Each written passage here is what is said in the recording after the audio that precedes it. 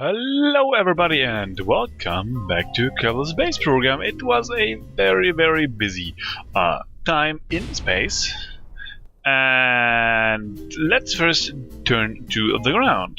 It's a new version and I tried to finish what I did with this plan in the last episode, which is getting it actually off the ground, and it didn't quite want it to, and the first thing which happened was exploding landing legs, and it kind of didn't want to get off the ground, so I tried to give it a little jump start, which is putting on a tower and revving up the engine and then letting it run, which kinda didn't work as I wanted to. Maybe I could have tried adding some solid rocket boosters.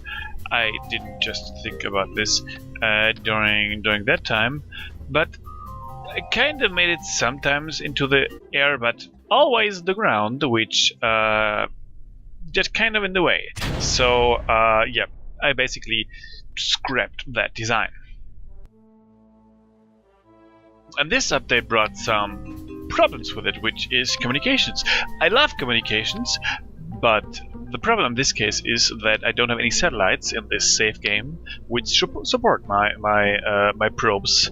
So I basically the first thing I had to do was launch some relay satellites, and in the meantime switch off communications, otherwise I would have gotten in huge troubles. And I think I don't want to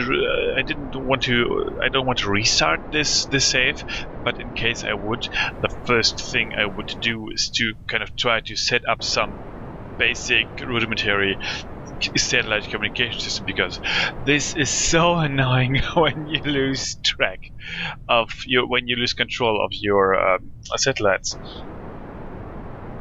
And I have the settings a little bit adjusted, so there are a few points where I, even in the Kerbal orbit, I lose a line of sight to a tracking station, which, well, because I don't have any tiny rocket engines for the satellites to make to circularize their orbit at apophysis, I have to use this stage. So I get them onto orbit at the apophysis, I expand the orbit, release the satellite, I shrink the orbit, and on the next turn, which would then be 120 degrees later, I do the same thing, and then doing this 3 times, I have 3 satellites in a triangular, hopefully in a triangular shape. So it's a little bit annoying to expand and shrink the orbit, but well, that's how it goes. And I did this for all 3 bodies right now, so Kerbal, Moon, and Minmus, because when you're behind the Moon, there is no way of getting any tracking signal from Kerbal. So I've sent another 2 sets to space, 1 to Minmus, 1 to Moon. And when I'm eventually, hopefully, maybe, going to Juna, I have to do the same thing, and maybe even deploying some deep space network satellites. Well, we will see how this will go.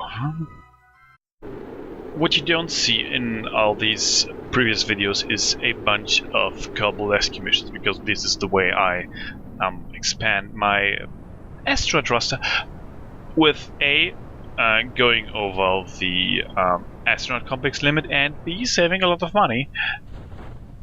One of the more, let's say, interesting landings was one of these Kerbal rescue missions from I don't know where, maybe low Kerbal orbit.